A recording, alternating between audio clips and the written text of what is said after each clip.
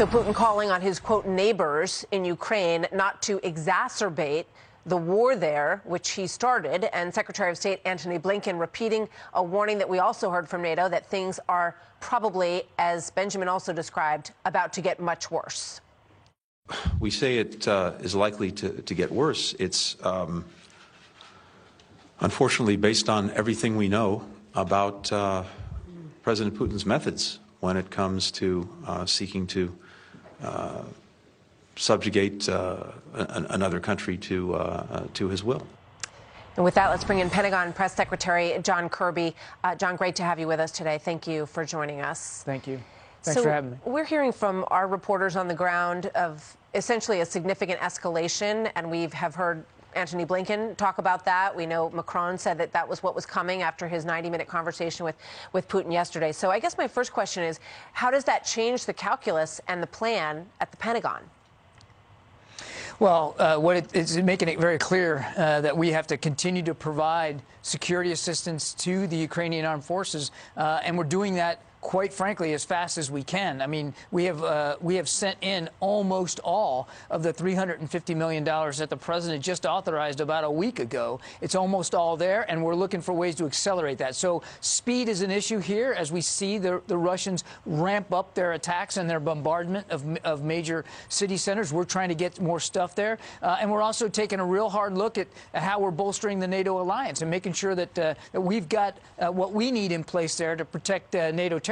The other thing here, Martha, that we just did in the last couple of days was set up a deconfliction channel between the U.S. military and the Russian military. It's all based in Europe, so that we can have more operationally focused and more direct communications with the Russian military in near real time so that we can avoid the risks of miscalculations. So do you feel confident that that will work that way? That's the hotline that we mentioned moments ago. Do you have confidence that the Russians are going to deal honestly on that hotline? I mean, it's not about trusting whether they're honest. It's just making sure that we've got a communication line set up, and they have acknowledged the line. We have tested it with them, and they tested it too. So we know that they know it's there, and we know that they know it's working. And we just hope that they will participate in a direct and forthright way. Again, this really isn't. It's not about coordination. It's just about making sure we have a way to communicate if things get raised to a level where we feel like some sort of measure of deconfliction is necessary, and if we're trying to reduce the risk of an incident or a miscalculation. Was that prompted by Putin's talk about the potential of putting his nuclear weapons at higher alert? No, I think the real precipitating thing for us with respect to this deconfliction channel, and it's not unusual, we have one in Syria with the Russians, we do this elsewhere around the world, was really the degree to which Ukrainian airspace became contested over the last several days. The Ukrainians are flying their aircraft, they're launching missiles, they're defending themselves, but the Russians have aircraft and missile systems as well inside Ukrainian airspace. Most of the airstrikes that we're seeing on these population centers are actually being launched from inside Ukraine. And so that buttresses right up against the airspace of NATO nations, particularly on NATO's eastern flank. And that really was what made us feel that this was the right thing to do. A deconfliction channel was important for that purpose. John, are you encountering any difficulties in getting American military weapons into Ukraine that have been promised to them? How are those channels going? Well, it's actually working quite well. Without getting into detail, we don't want to put too much information out there in public. We know that the material we're sending, and it's not just us, 14 other nations are also sending material. We know that it's getting into the hands of the Ukrainian armed forces. Secretary Austin spoke just a couple of days ago with his Ukrainian counterpart, the Minister of Defense, Reznikov, and the minister made it clear he was very grateful for that support and made it clear that it was, in fact, getting into the right hands and being used. Does the Pentagon have numbers on how many Russian soldiers have been killed in this battle so far? They're saying somewhere just south of 500. Is that number accurate? We have seen a lot of ranges here. It's very difficult to know with great specificity exactly what the toll is in terms of killed and wounded by the Russians. We're trying to stay away from estimates here at the Pentagon because we're not on the ground. We don't have perfect visibility.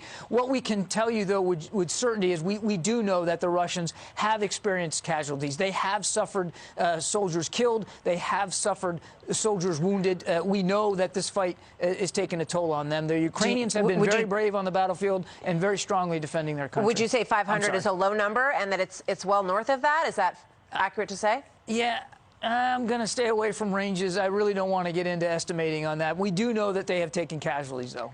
Okay. I just spoke with the former NATO Supreme Allied Commander, General Breedlove, and we talked about what the Pentagon's mission is exactly in Ukraine. Sure. And here's what he brought up with regard to that. It's a very good question to ask. I mean, are we going to try to manage the fall of Ukraine, or are we going to try to avoid the fall of Ukraine? And I think these are tough questions that we have to ask ourselves. Can you answer that question?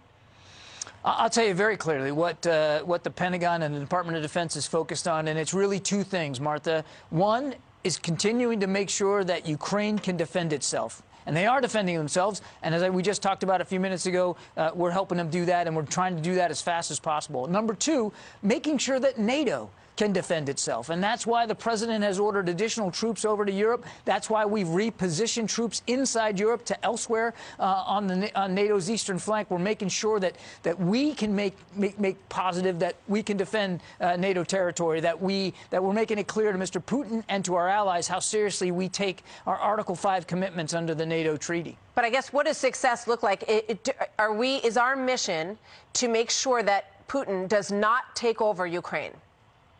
Our mission is to make sure Ukraine can continue to defend itself. And look, Mr. Putin has a lot of options available to him. We've all seen the military options that he so recklessly is willing to use against the Ukrainian people who pose no threat to him or to the Russian people. The other option he has available to him is diplomacy. He could de-escalate this right now. This is a war of his choice. He has put himself in this position. He's responsible for the death and the destruction that he's causing. He could end it today by sitting down with the Ukrainians and finding a diplomatic path forward here, de-escalating by taking his troops out of the country and stopping this invasion that he is responsible for.